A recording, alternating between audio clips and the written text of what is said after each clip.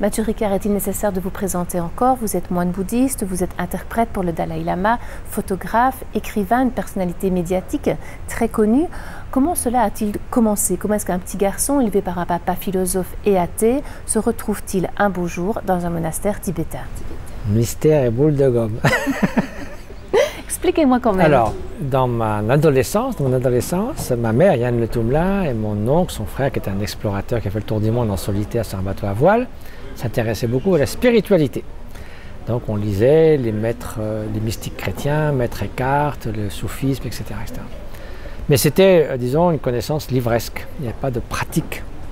On n'est pas lié à une tradition vivante, en raison des circonstances de la vie.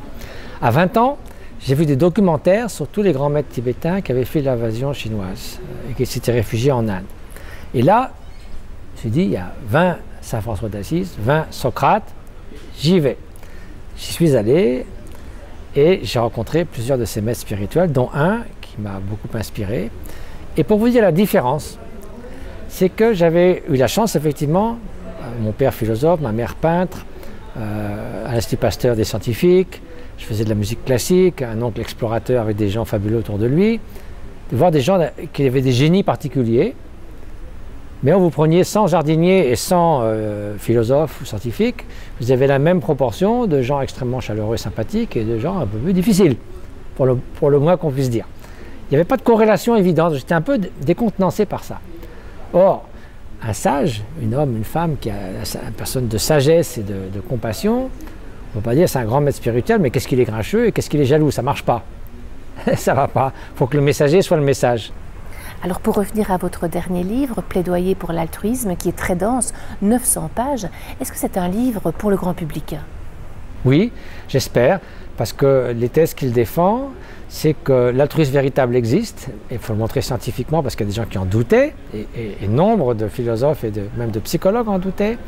Donc il a fallu mettre toutes les justifications scientifiques, qu'il se manifeste très tôt chez l'enfant, l'empathie se manifeste très tôt, des enfants même de 8 mois montrent une préférence pour des marionnettes qui se comportent gentiment avec les autres plutôt que celles qui sont, disons, des méchantes marionnettes, qui sont des coopérateurs inconditionnels, qu'on trouve l'empathie chez les animaux, vous voyez les travaux de France Deval, l'âge de l'empathie, et que non seulement nous avons cette disposition, bien sûr on a des comportements égoïstes, on le sait bien, c'est pas besoin de le prouver, mais qu'on peut les cultiver.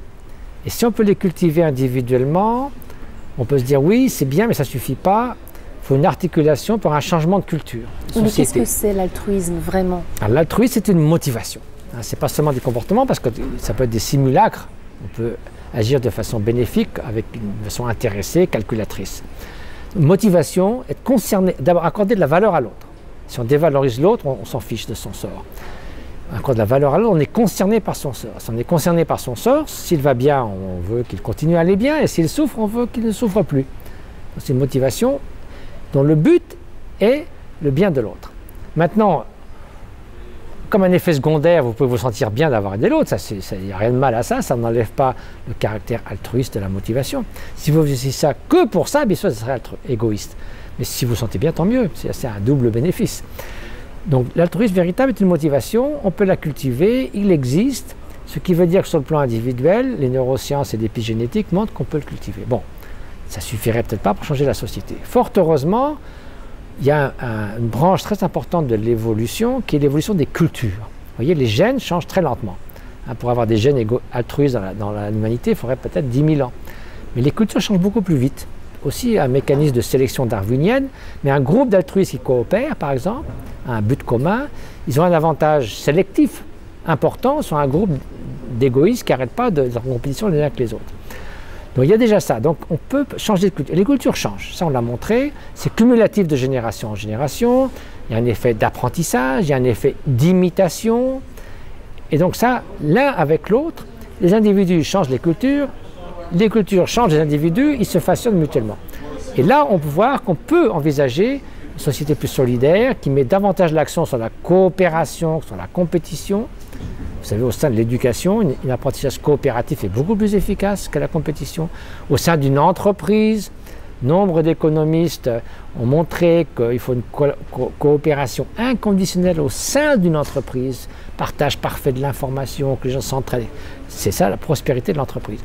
Il faut une compétition entre différentes entreprises pour pas qu'il y ait des cartels, des ententes sur faire monter les prix, etc.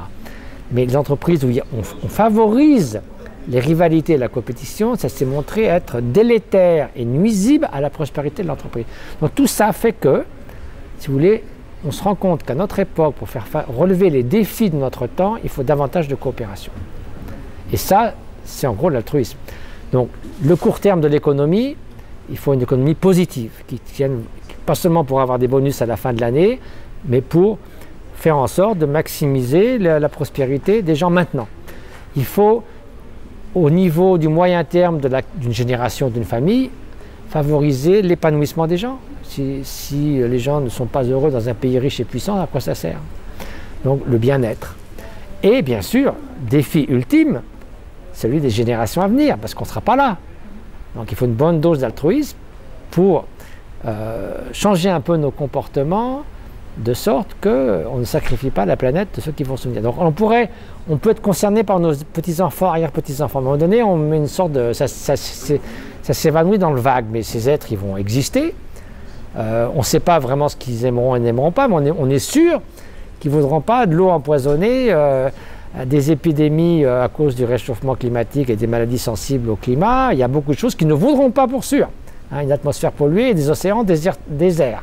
Ça, on peut être sûr qu'ils ne seront pas contents de ce point de vue-là. Ils diront, dites donc, vous autres, là, qu'est-ce que vous avez fait? Les chrétiens, eux, parlent de compassion. Est-ce qu'on est dans le même registre?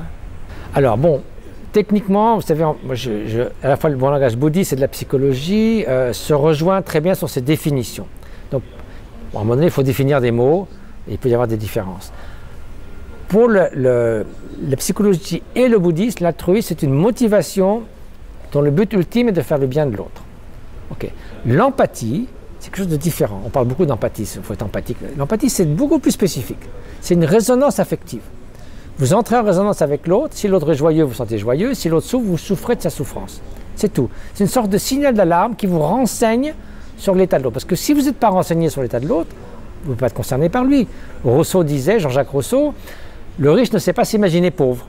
Donc il n'a pas d'empathie pour le pauvre parce qu'il ne ressent pas ce que le pauvre ressent. L'empathie vous alerte. Ah, l'autre souffre, donc je dois être concerné par lui. La bienveillance de l'amour altruiste, il devient compassion au travers du filtre de l'empathie. L'empathie vous dit l'autre souffre, donc votre bienveillance devient le désir, puisse-je remédier à sa souffrance. Donc la compassion, c'est le désir de remédier à la souffrance d'autrui et aux causes de la souffrance d'autrui. Alors, dans la vie de tous les jours, le stress, les enfants à gérer, le travail, est-ce que la méditation a encore vraiment un sens? Alors, c'est réaliste si on le démystifie, parce qu'en fait, on fait tout le temps de la méditation. Parce que la méditation, c'est un entraînement de l'esprit, c'est très large. Quand vous apprenez à résoudre des problèmes mathématiques, à lire, à écrire, ou à faire du vélo, ou à jouer du piano, ou à faire un sport, vous méditez, c'est-à-dire vous vous entraînez.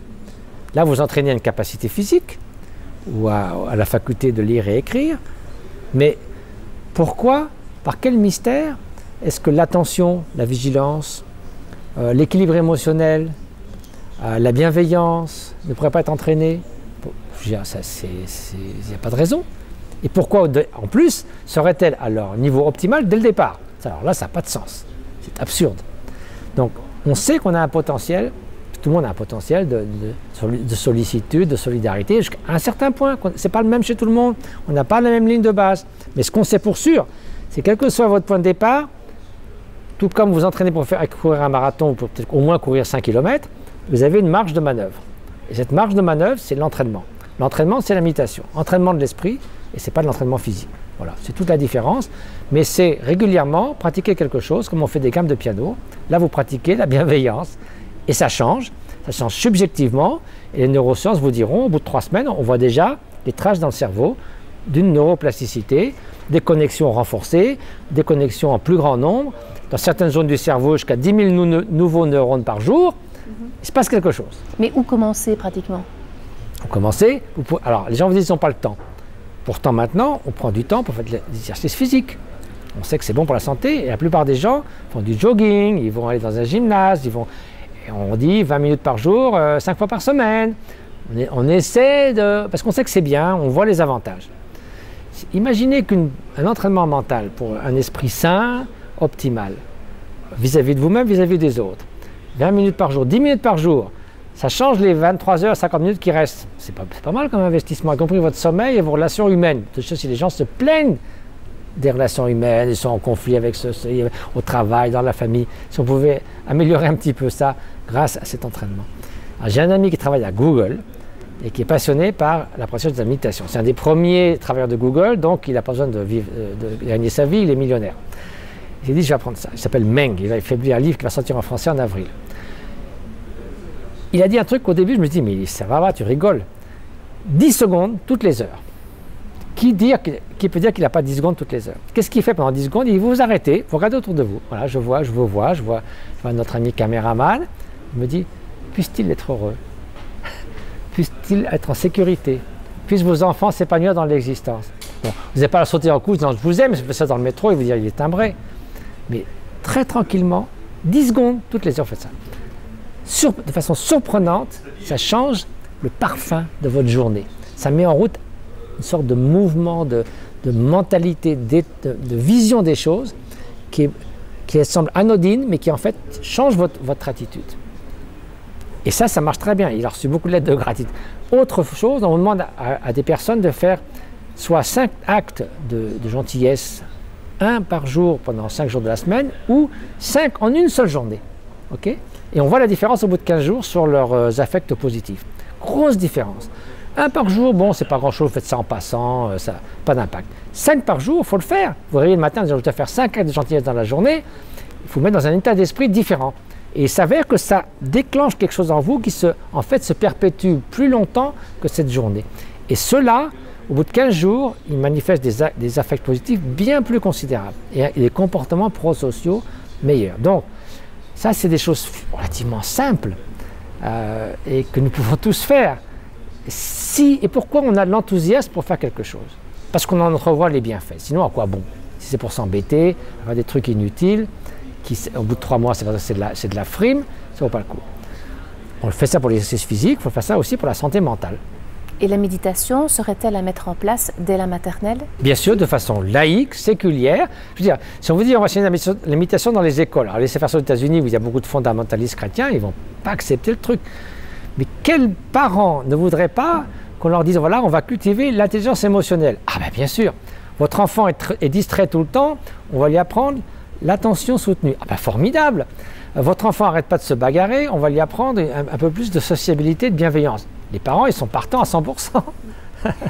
Et aujourd'hui, Mathieu Ricard, est-ce que vous êtes optimiste? Vous savez, comme dit Yann Arthus Bertrand, il est trop tard pour être pessimiste. D'abord, le potentiel est là, et c'est plus que ça.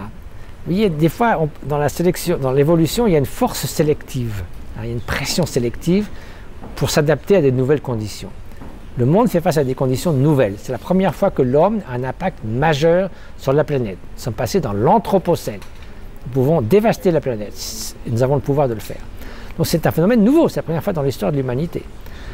Donc il y a une pression presque évolutive pour la survie de l'espèce et de la biosphère pour qu'on coopère davantage, au lieu de se tirer dans les pattes. Donc ça, je pense que c'est un atout majeur.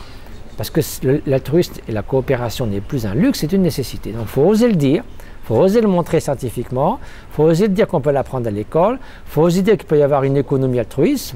Moi j'ai participé au rapport Jacques Attali qu'il appelle l'économie positive, mais il sait bien que c'est une économie altruiste. Il faut un peu pas trop choquer les économistes, mais c'est ça. L'économie du care, l'économie de la sollicitude. Parce que les biens communs, la qualité de l'air, la qualité de l'eau, la liberté, ce n'est pas en maximisant vos intérêts personnels que vous allez résoudre cette question. Donc Denis Nauer, mon ami économiste, je vais aller au forum, au Global Economic Symposium à Kiel dans quelques jours. C'est un des fervents partisans d'introduire la voie du care à côté de la voie de la raison dans les systèmes économiques. Bon, ça c'est bon signe. Merci.